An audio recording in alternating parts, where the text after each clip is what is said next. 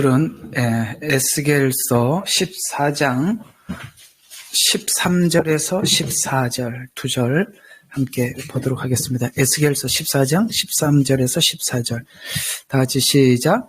인자야, 그 땅이 심하게 범법하였으므로 나를 거슬려 죄를 지으면 내가 내 손을 땅 위에 펴서 식량봉을 꺾을 것이요 기근이 그 위에 보낼 것이니 사람과 짐승을 그 땅 위로부터 끊으리라.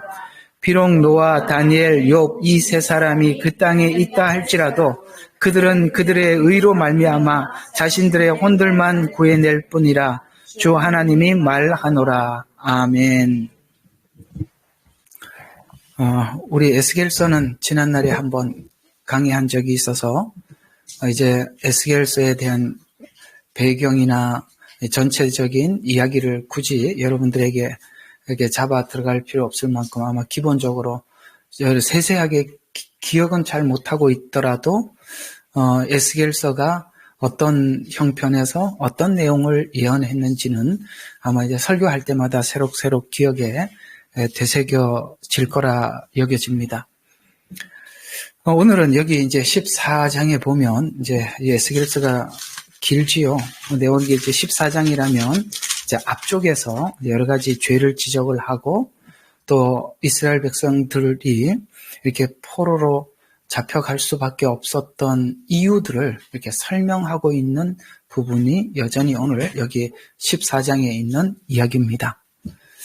일단은 이스라엘 백성들이 이렇게 포로로 잡혀가서 하나님 앞에 연단과 훈련의 시간을 거쳐야 할 수밖에 없는 이유는 우상숭배 문제지요. 평생을 아마 구약 이스라엘 백성들과 하나님과의 씨름이라 하면은 그 씨름 자체는 우상숭배하고 있는 이스라엘 백성들에게 우상숭배를 청산하게 하기 위한 싸움이 아마 하나님과 구약 내내 있게 되지요. 이게 우리는 우상숭배하지 않는데 이스라엘 백성들은 이렇게 우상숭배를 좋아하고 평생을 우상숭배를 했나? 우리는 어쩌면 그런 생각을 할 수가 있지요. 그러나 이 이야기는 그렇게 여러분들이 생각하는 것처럼 간단한 문제였더라면 이스라엘도 이렇게 오랫동안 끌지 않았을 것입니다. 간단한 문제가 아니라는 거예요. 만약에 그까지 우상숭배 안 하면 되지 이렇게 생각하신다면 여러분들이 우상숭배에 대한 이해를 많이 잘못하고 있기 때문에 그렇습니다. 이 문제가 얼마나 심각했으면 이스라엘이 왜 노력을 안 했겠습니까? 그리고 하나님께서 얼마나 이 죄에 대해서 거의 평생 이스라엘이 생기고 이렇게 해체되기까지 이 문제를 계속 싸우지요. 그럼 십계명을 보시면 나 외에 다른 신을 섬기지 마라 이런 말씀이 1계명으로 등장하죠. 그 다음에 우상숭배하지 마라 이런 말씀이 있습니다. 이게 무슨 이야기냐면 그 뒤에 있는 계명들은 이 두 가지 문제 때문에 파생된 죄들입니다. 그러니까 이런 이야기가 되는 겁니다. 나 위에 다른 신을 섬기지 마라 라고 말씀하신 바와 같이 하나님만 섬기면 우상숭배는 자연스럽게 사라집니다. 또 우상숭배하지 않는 것은 하나님만 섬기는 열매입니다. 그러니까 1계명이 제일 중요해요. 그러니까 이것만 하면 나머지는 그냥 해결이 되는 건데 이게 안 되기 때문에 우상숭배하는 것입니다. 그러니까 무슨 말이냐면 하나님만 섬겨야 되는데 하나님을 우상숭배하듯이 섬기니까 다른 죄들이 연달아 따라오는 것입니다. 여러분 예수 그리스도만 믿는 믿음 이외에 다른 목적이 있으면 다 우상숭배하는 것입니다. 그건 여러분 평생 싸움이 되는 것입니다. 그래서 사실 그 주인을 우리가 신약적으로 표현을 하자면 주인을 예수님을 나의 구주로 주인으로 모셔드리면 다 게임 끝나는 일이에요. 근데 주인으로 모셔드렸다고 하면서 그 주인이 예수님은 나의 어떤 우상숭배, 내 탐심을 채워주기 위한 목적으로 주인으로 딱 들어와 버리면 그때부터 상당한 문제가 있는 것입니다. 저희 집에 이제 4남매거든요. 그 중에 이제 다들 결혼하고 잘 있는데 이제 우리 셋째 남동생이 아직도 결혼을 못한 50대입니다. 또 늘 하여튼 우리가 크면서도 얘는 너무너무 고집이 세서 아주 별명을 땡삐라고 불렀습니다. 아주 고집이 보통이 아니에요. 아주 말을 안 들어요. 그러다 보니까 이제 무슨 개발을 한다고 지금까지 평생 뭘 개발을 한다고 특허 낸다고 특허는 많이 내는데 하나도 성공한 특허는 없어요. 그러니까 평생 집에 이렇게 하는 거예요. 하여튼 형제들도 짐이고 부모에게도 짐이었어요. 지금도 짐이에요. 얼마 전에 또 뭘 한다고 저한테 전화를 걸어서 뭐 이것저것 이야기하기 한마디 내가 했습니다. 네가 나이가 50이 넘어서 돈 몇 푼 때문에 지금도 엄마한테 돈 벌 80노인인데 손을 내미냐. 너는 하나님이 안 도와줘서 못하고 있다는 걸 아직도 인정 못하겠냐. 너 그렇게 살더라도 이렇게 하더라도 하나님께서 너를 훈련시켜서 지옥 안 데리고 가고 천국 데리고 가면 다행인 줄 알아라. 네가 재능이 없어서 그러는 게 아니라 하나님, 그래서 늘 하는 말이 이거예요. 제가 왜 이 우상숭배 이야기를 우리 동생하고 연결을 시키냐면은 항상 하는 말이 그거예요. 형, 내가 돈 많이 벌면 교회 지어줄게. 걱정하지 마. 돈 걱정하지 말고 목회. 지금 그게 30년째 그 얘기하고 있어요. 30년째. 똑같은 얘기는. 그게 뭐냐면 하나님을 섬기는데 우상숭배하는 거예요. 자기 목적을 위해서 하나님은 수단이지 하나님 자체가 주인이 아니라 이 말이에요. 그걸 모르겠습니까? 저도 아는데. 그 말이에요. 뭐 돈 많이 벌어갖고 주의 일을 하면 하지 말라 그랬어요. 이해가 가십니까? 우리가 하나님 잘 섬기겠습니다 해놓고 그 잘 섬기는 게 자기 방법이에요. 돈 많이 내고 그 다음에 막 교회 원하면 지어주고 막 선교지에 돈 보내고 하나님이 돈 없어서 당신들 돈 우리 보고 돈 내놓으라 그랬습니까? 다 하나님 건데 뭐가 아쉬워서 우리 보고 돈 달라 그러겠습니까? 우리가 이런 형태의 믿음을 가진 분들이 너무 많아요. 내가 주를 위해서 한번 해드리고 싶은 마음이 꿀뚝 같은데 딱 쥐어만 주면 하겠는데 안 합니다. 지금도 그 작은 거 우리가 이런 게 있어요. 1,000원, 10,000원이 생겼을 때 11조 1,000원 하기는 쉬워요. 맞죠? 100만 원 생겼을 때 10만 원 하기 쉬워요. 근데요. 100억이 생겼을 때 10억 꺼내놓기 무지 힘든 거예요. 안 속습니다. 그래서 하나님만 섬겨라. 나 외에 다른 신을 섬기지 마라. 그 신을 섬기더라도 하나님을 섬기는데 우상 숭배하듯이 섬기지 마라. 안식일을 지켜라. 철저하게 예배 생활하고 말씀을 들어라. 너희를 지키기 위해서. 이거 다 우리를 위해서 준 거예요.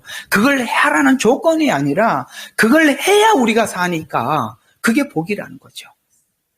이게 성경이 이야기하고 있는 거예요. 그래서 이스라엘 백성들이 지금까지 이 문제로 인해서 계속 근데 이들이 지금 섬기고 있는 이 우상 숭배가 너무나도 오랜 시간 교묘해졌다는 거예요. 교묘해졌다는 거예요. 두 가지 형태로 교묘해졌는데 14장 7절과 8절에 보면은 이렇게 교묘해졌어요. 이는 이스라엘 집에 7절입니다. 14장 7절. 이는 이스라엘 집에 각 사람이나 이스라엘 가운데 기거하는 타국인 중 그 누구라도 나로부터 자신을 분리시켜 마음속에 자기 우상을 세우고 자기 얼굴 앞에 자기 죄악을 방해물을 두고 나에 관하여서 묻고자 선지자에게 나오는 자는 내 주가 친히 그에게 응답할 것이니 이게 무슨 말입니까? 마음속에 우상을 두었다는 거예요. 말은 주를 위해서 살겠다고 그러는데 마음속에 있어요. 스스로 우상을 집어넣고 사는 사람이 있는가 하면 또 이런 사람이 있어요. 9절에 보면 보세요. 만일 선지자가 속아서 어떤 일을 말하였다면 나 주가 그 선지자를 속인 것이니 내가 그 손을 그에게 펴서 내 백성 이스라엘 가운데로부터 그를 멸할 것이다. 자, 이런 게 있다는 거예요. 내 마음속에 내 마음속에 숨겨놓은 우상숭배가 있어요. 그런데 그렇게 우상숭배하면서 믿으려고 하는 사람에게는 거짓 선지자들을 세워서 그가 스스로 자기 착각에 빠지도록 만들어버리겠다는 거예요. 이해가 가세요? 무슨 이야기인지? 성도들은 자기 양심에 따라서 목사를 선택하는 거예요. 메시지를 전하는 사람을 자기 양심의 신앙에 따라서 선택하는 거예요. 자기 자신을 자기가 자기를 속이는데 그걸 인정해주는 목회자를 찾아가는 이유가 자기가 자기를 감추고 싶어서 거기 앉아 있는 거예요. 그 얘기예요. 맞잖아요. 9절 봐요. 만일 선지자가 속아서 어떤 일을 말하였다면 나 주가 선지자를 속인 것이래요. 주님이 그렇게 속이게 했다는 거예요. 그러다 보면 점점 자기 착각에 빠져버리는 겁니다. 이해가 가죠? 자기는 처음에는 내가 나 자신을 속였는데 선지자가 그걸 확증을 해줘 버리니까 자기가 자기 자신에서 속이는 거에 대해서 처음에는 부담을 갖다가 나중에 자유를 얻어버리는 거예요. 그러면 이 상태로 하나님이 계속 두어야 되겠습니까? 아니잖아요. 그래서 하나님께서 이스라엘 백성들을 심판할 수밖에 없었다. 이라고 이야기를 하면서 지금 이 상태이기 때문에 지금 이스라엘은 심판을 받고 있는 것이다라고 에스겔서는 말씀하면서 그러나 오늘 이야기가 그겁니다. 그러나 그 시대마다 사람들이 자기가 우상 숭배하고 자기 자신을 속이면서 마치 그 속임이 정말 주님을 위해서 하는 것처럼 말은 그렇게 하더라도 하나님 진짜 의인을 남겨두었는데 누구 나오죠 여기에? 세 사람이 나오죠. 14절 그러니까 비록 노아, 다니엘, 욥 이 세 사람이 그 땅에 있다 할지라도 이렇게 표현을 하면서 모두가 이렇게 변질되고 변색되어서 잘못된 길로 가더라도 하나님께서는 그 시대마다 의인들을 남겨두어서 참 신앙과 참 모델이 무엇인지를 우리로 하여금 보도록 두셨다. 이렇게 말씀하고 있는 것입니다. 저는 항상 여러분들에게 강조하는 바 중에 하나가 뭐냐면 우리 신앙이 하나님 앞에 뭘 많이 하고 적게 하는 게 그게 중요한 게 아니에요. 하나님이 이런 게 있습니다. 하나님께서 직접 가서 전도할 수 있어요. 직접 다 할 수 있어요. 근데 왜 굳이 우리를 쓰시냐? 왜 쓰시는 것 같아요? 우리에게 전하는 자에게 상급을 주시려고 그러시는 거예요. 우리에게 상급을 주고 싶은 거예요. 또 우리를 통해서 일을 하기를 원하시는 거예요. 하나님이 직접 할 수 있어요. 직접 찾아갈 수 있어요. 그럼에도 불구하고 교회를 세우고 사도들을 세우고 이렇게 복음을 전하게 하신 것은 그걸로 인해서 훗날 큰 상급을 주기 위함입니다. 이번에 12월 달에 가서 우리가 재직 세미나를 할 거예요. 여러분 욕심을 좀 가지고 재직 세미나 들으셔야 돼요. 성경에 보면 이런 말씀이 있어요. 너희가 선지자를 대접하면 선지자상을 받는다고 했어요. 여러분 오늘날 목회자들 여러분들이 그 뒤에서 보필을 잘하면 여러분들이 선지자들이 상을 받을 때 여러분들이 함께 받는데요. 나는 여러분들이 되고 싶어요. 여기 와서 이렇게 안 하고 잘 대접해서 그냥 나중에 그 상 받을 때 옆에서 같이 받고 싶어요. 얼마나 여러분들에게 복된 길을 열어놓은지 아십니까? 그런 게 있는 거예요. 그런 것처럼 하나님께서 이런 모델들을 하나님이 다 남겨두었는데 오늘 여기 보면 이 등장하고 있는 세 사람 오늘은 노아만 하겠습니다. 다니엘하고 욥은 다음 시간에 하도록 하고요.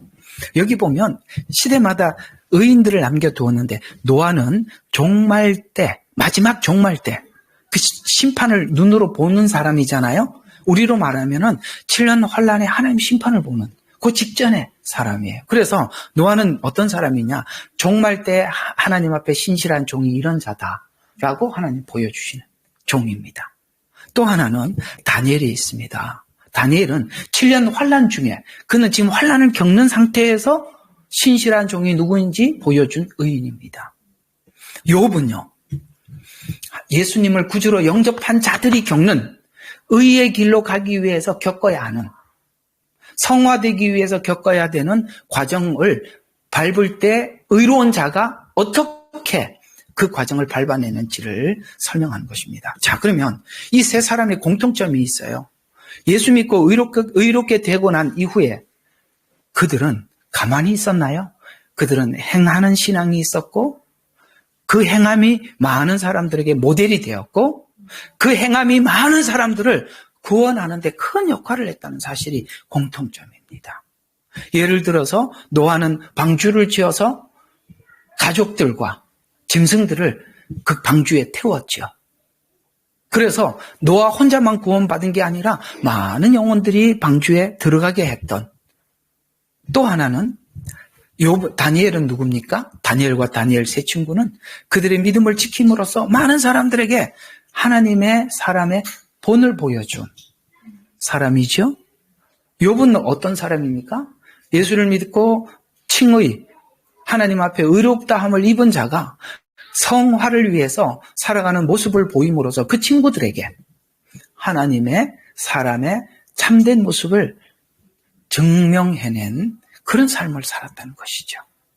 그래서 우리가 그저 예수 믿고 의롭게 된 것이 의롭게 된 것으로 끝나는 것이 아니라 그들에게는 분명한 그 시대적 사명, 그 시대적 하나님 부르심 앞에서 마치 청지기와도 같고 하나님의 종과도 같고 하나님 앞에 부르심을 받은 자로서 매우 성실하게 자기 일을 감당했을 뿐만 아니라 자기 일을 감당한 것이 뭐가 됐어요? 가족을 구원하게 되고 민족을 구원하게 되고 주변에 있는 친구들에게 복음을 영향을 끼치는 사람이 되었지 않냐라고 말씀하면서 우리가 지금 이해하고 있는 복음과 사뭇 많이 다르게 우리는 그냥 예수 믿으면 의롭게 되고 의롭게 된 자는 천국 간다라는 이런 지식적인 믿음이 아니라 실제적으로 삶을 살아냈다.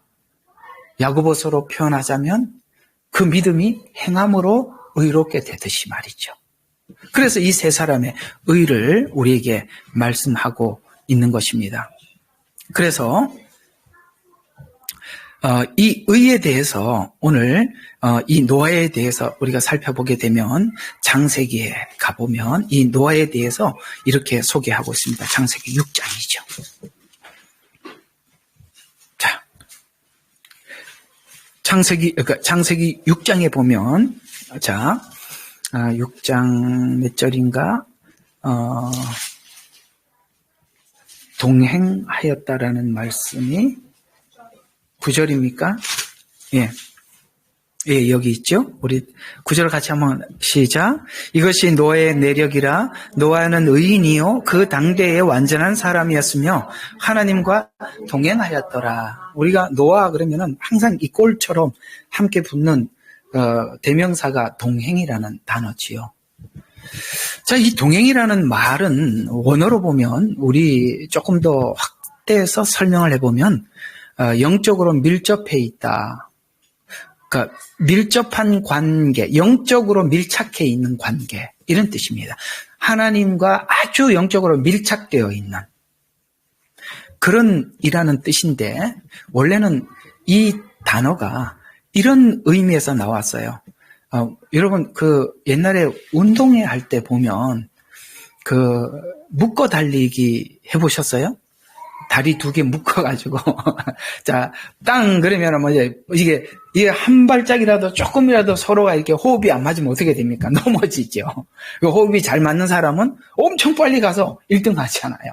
해보셨죠? 그건 지금 빨리 달리고 못 달리는 게 문제가 아니라 얼마나 자기하고 다리가 묶여있는 사람과 호흡을 잘 맞춰주는가에 따라서 그게 1등이 될 수도 있고 꼴찌가 될 수도 있는 거죠. 이 동행이라는 말은 묶어 달리기를 생각해 보면 돼요. 그런 말에서 나온 거거든요. 이건 무슨 말이냐면 하나님과 호흡을 맞춘다. 같은 방향을 설정하고 속도를 맞춘다라는 뜻이에요. 우리가 묶어 달리려면 방향이 똑같아야지.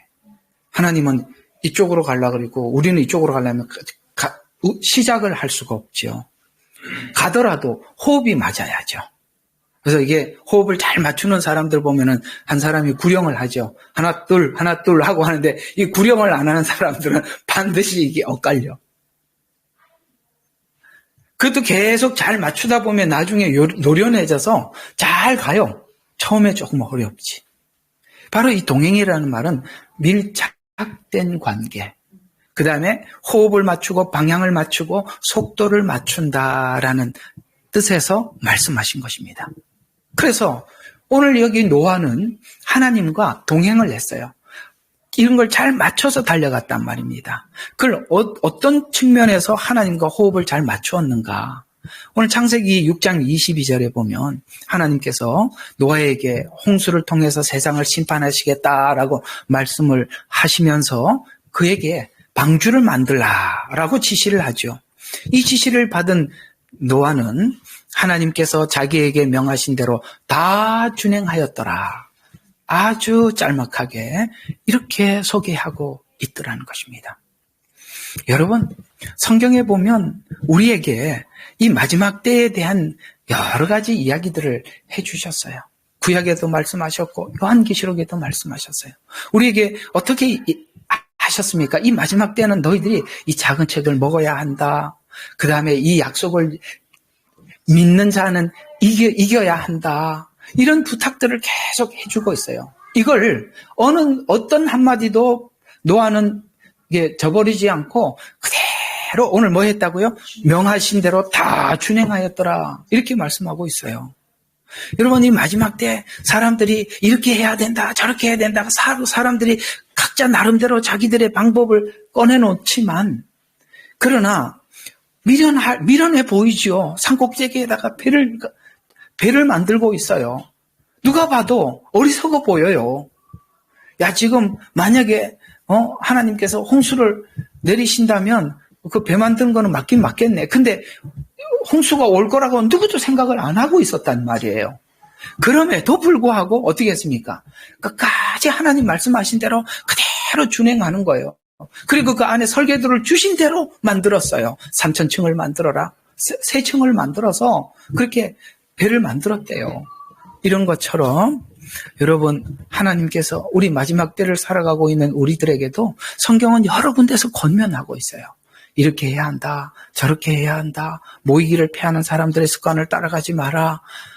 여러 가지로 우리에게 부탁을 하고 있을 때 우리 모두가 그 말씀이 사람들이 볼 때는 왜 아무것도 행동하지 않고 액션을 취하지 않고 미련하게 믿음만 준비하고 저렇게 하나라고 하지만 성경이 하라는 대로 잘 준행하고 있는 것입니다. 그걸 보고 얘들아 마지막 때 샘플은 노아다라고 탁 꺼내는 거예요. 그래서 마지막 때는 노아의 때와 같고 이것은 그 당시 사람들의 먹고 마시고 시집가고 장가가는 것도 있지만 노아도 하나님 앞에 선택받은 자들의 생활도 노아도 들어가 있다 이 말이에요.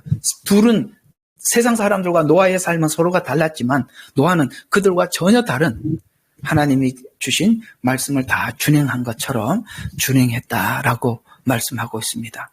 아무도 알아주지 않고 또 방주를 만드는 것을 보면서 사람들은 비난하지만 이 노아는 하나님께서 노아에게 주신 말씀을 믿고 말씀을 따라가고 시대를 분별하고 또 준비하는 것은 이 준비를 성실하게 했더니 노아뿐만 아니라 노아 가족도 구원을 받더라는 거예요.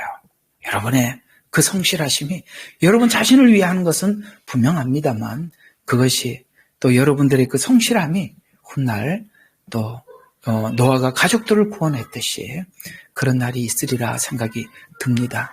여러분 지인들이나 가족들 때문에 답답하시죠?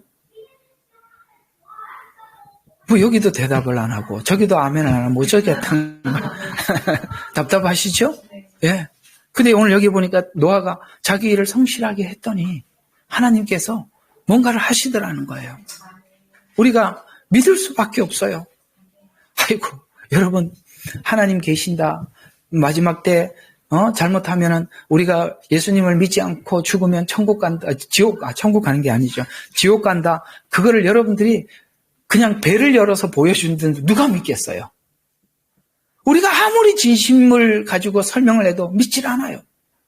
그건 하나님이 하셔야 되는 일이라. 정말 우리가 하나님께서 이 일을 해주시기를 기대하는데 노아는 어떻게 했습니까? 성실하게 하나님께서 주신 일을 준행하였더니 그 가족이 그 배에 타는 영광을 얻게 되더라. 이렇게 말씀하고 있지 않습니까? 그래서 여러분 아무도 알아주지 않더라도 하나님과 마지막까지 하나님 방법대로 동행하는 그런 은혜가 있어지기를 바라고요. 또 오늘 이 노아를 통해서 우리에게 하나님께서 알려주고 싶은 이야기는 뭐냐면, 얘야, 네가 예수 그리스도 안에 의롭게 되었느냐? 의롭게 된 자들은 이렇게 하나님과 동행하는 삶을 사는 거란다. 어떤 상황이 와도 이렇게 들어가 있는 것입니다. 또 의로운 자는 마지막 때를 알고 듣고 준비한다. 여러분, 우리가 이 복음이라는 게 뭐죠? 성육신한 복음으로부터 시작해서 재림까지입니다. 우리는 성육신 들었다면, 그 복음을 들었다면 잘 들으셨습니다.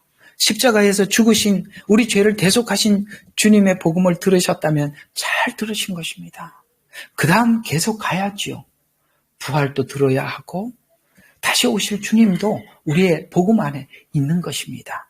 오늘 여기 노아가 믿고 있는 믿음은 이 방주가 재림 때, 심판 때 구원할 거라는 거예요. 예수님께서, 방주는 예수님을 상징해요. 예수 안에 들어가야 구원을 받듯이 방주 안에서 구원을 받는 거예요.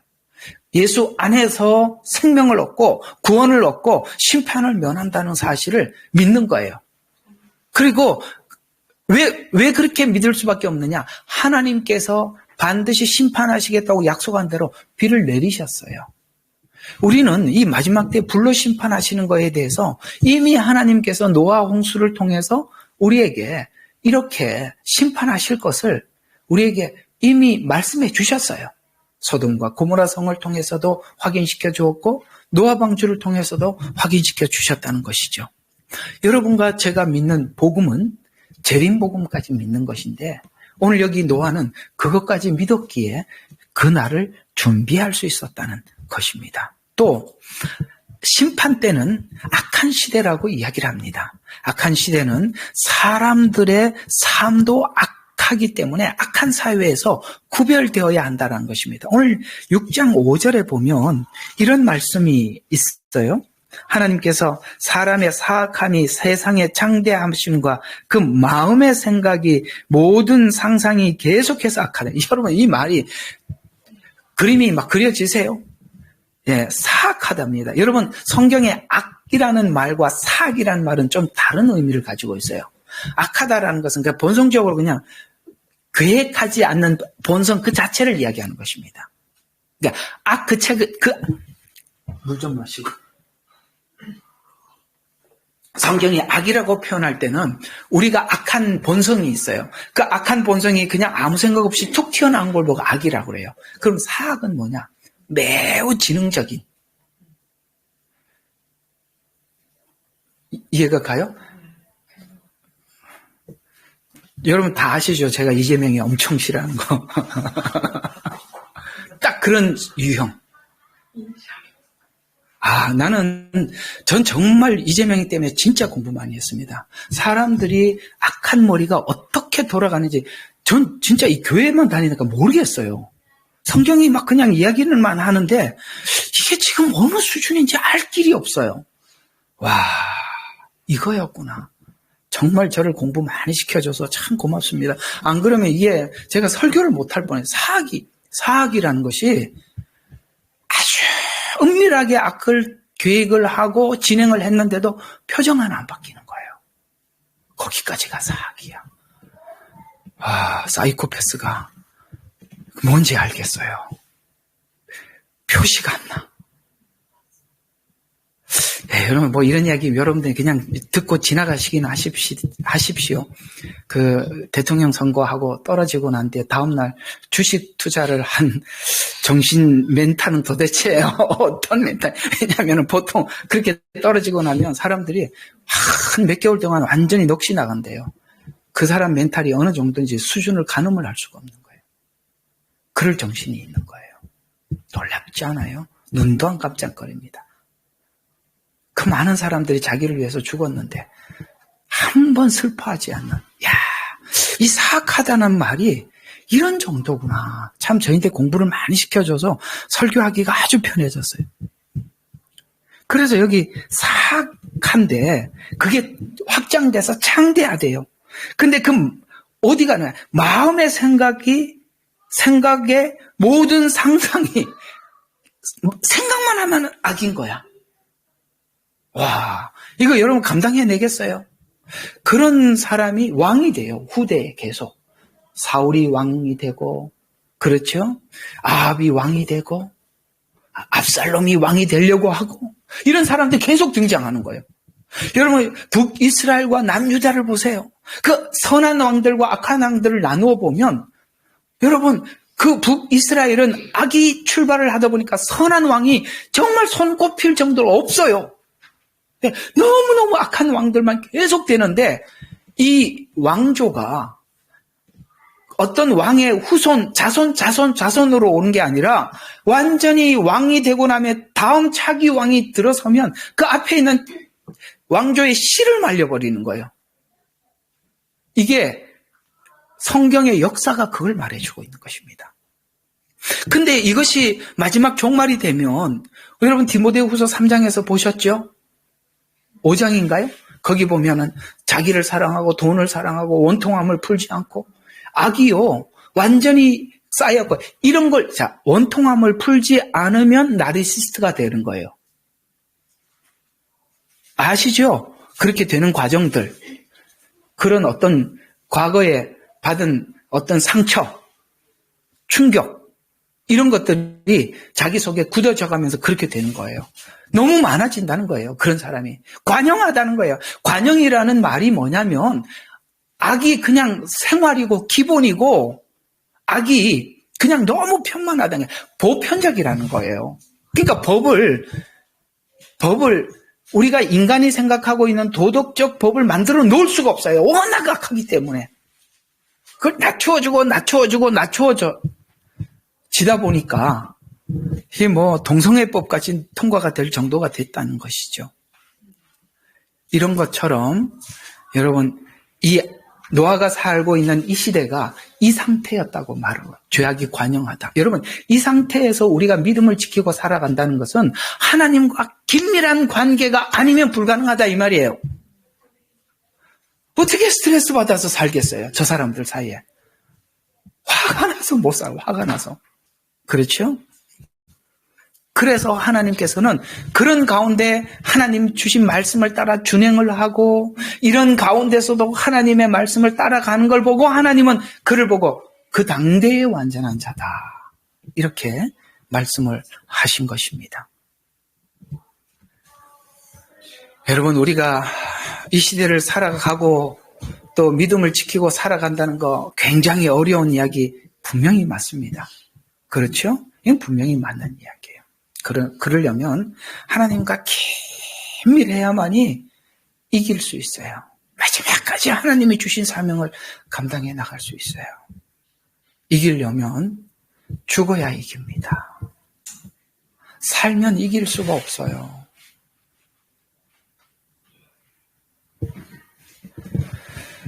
자, 그래서 그는 언제까지 그렇게 하나님 앞에 살았는가? 방주에 들어가는 날까지 그렇게 살았다고 이야기합니다.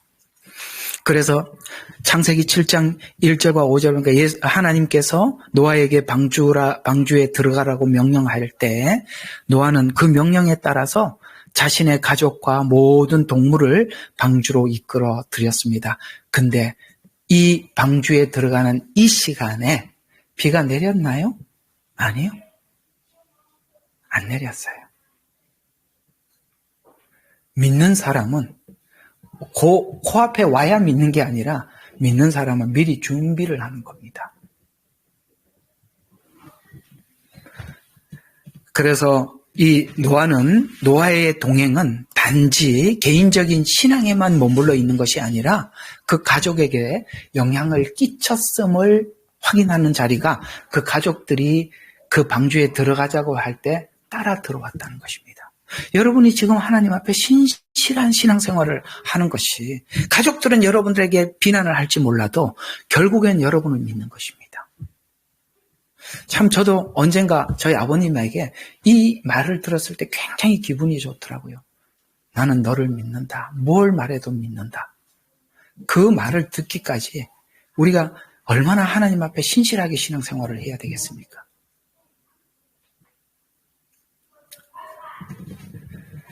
그 다음 이 노아는 하나님 앞에 이렇게 동행하는 것 중에서 그가 동행할 수 있었던 이유를 창세기 8장에 가보면 노아 홍수가 끝나고 난 이후에 홍수가 끝난 후에 노아는 방주에서 나와서 첫 번째로 한 일이 뭐였냐면 여호와께 제단을 쌓고 번제를 드렸더라 이렇게 말씀하고 있어요.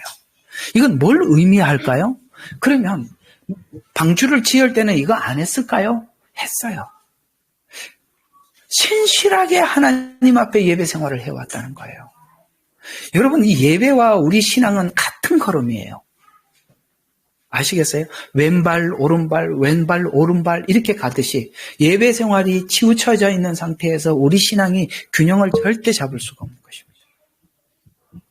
그래서 홍수가 끝난 후에 첫 번째 여호와께 제단을 쌓고 번제를 드렸다라고 하나님 앞에 은혜에 감사하고 영광을 돌리는 마음을 표현한 것으로 그가 계속해서 하나님과 동행을 이어가고 있었음을 보여줘요.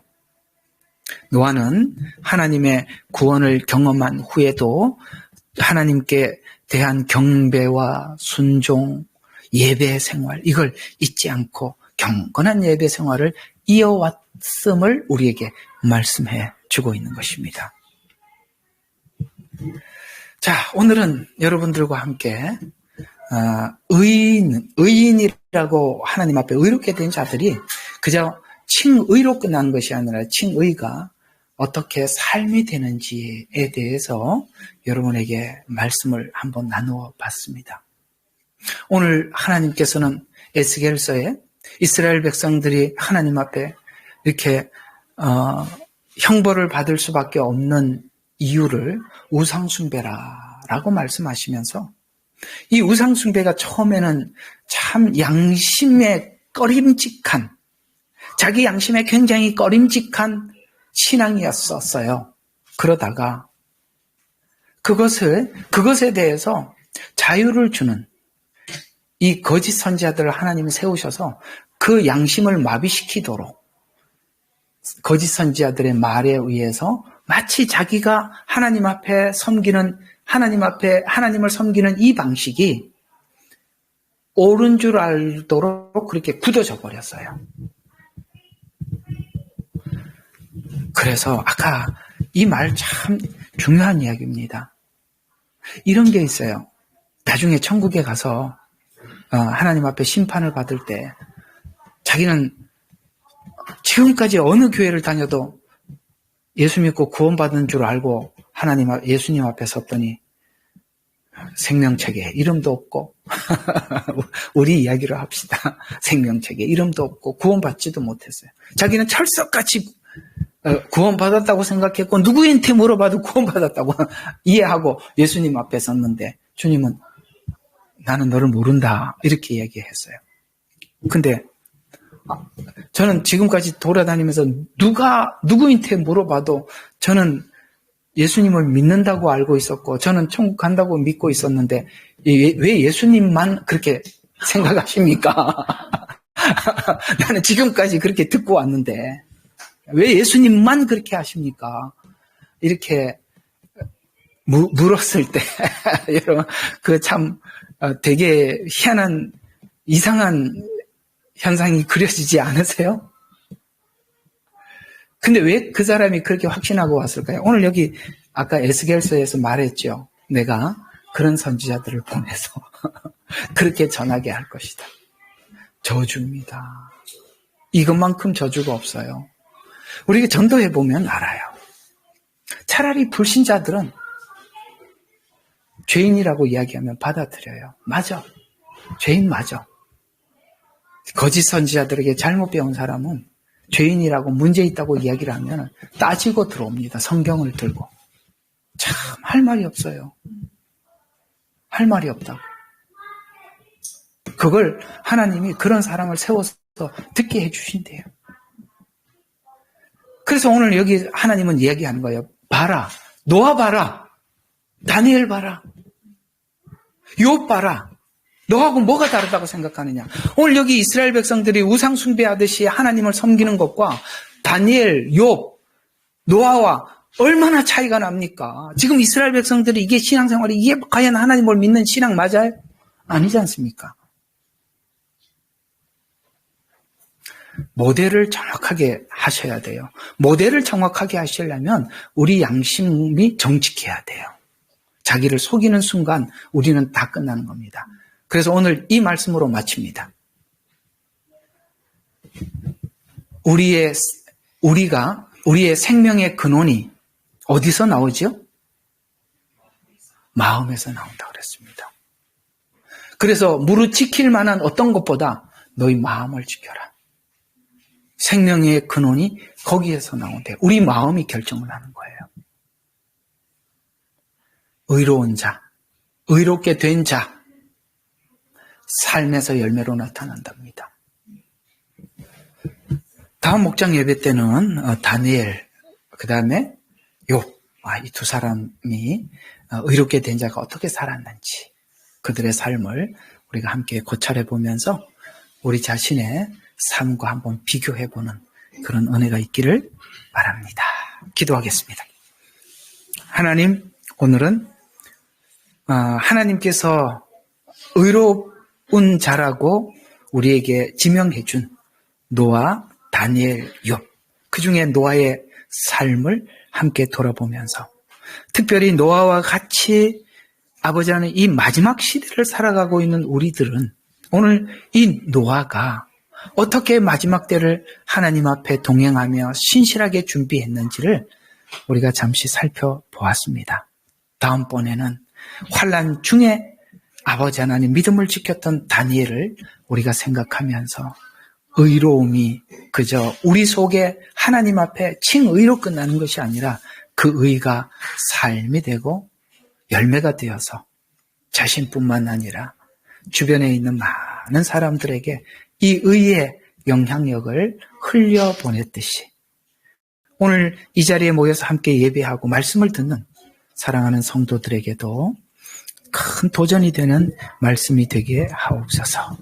예수님 이름으로 기도합니다. 아멘. 예레미야의 눈물은 시대에 맞는 말씀 선포와 변질되지 않은 순수 복음을 외치고 있습니다. 함께 연결되어 하나님께 예배드리며 이 마지막 때에 하나님께 쓰임받길 원하시는 분은 카카오 채널로 연락 주시면 연락드리도록 하겠습니다. 고정 댓글에 채널 경고와 착제에 대비한 예비 채널과 제2채널 링크를 올렸습니다. 이 채널 또한 구독 부탁드리겠습니다. 감사합니다. 우리는 역사상 가장 중요한 시점을 지나고 있습니다. 하나님께서는 하나님의 일을 하시기 전에 사람을 준비시키셨음을 우리가 알고 있습니다. 하나님 말씀은 마지막 때에 대추수, 대부흥의 때가 있다고 분명히 예언하고 있습니다. 아멘. 하나님의 말씀이 그대로 성취될 것을 믿습니다. 예레미야 눈물은 잠자는 교회와 영혼을 깨우기 위해 노력하고 있습니다.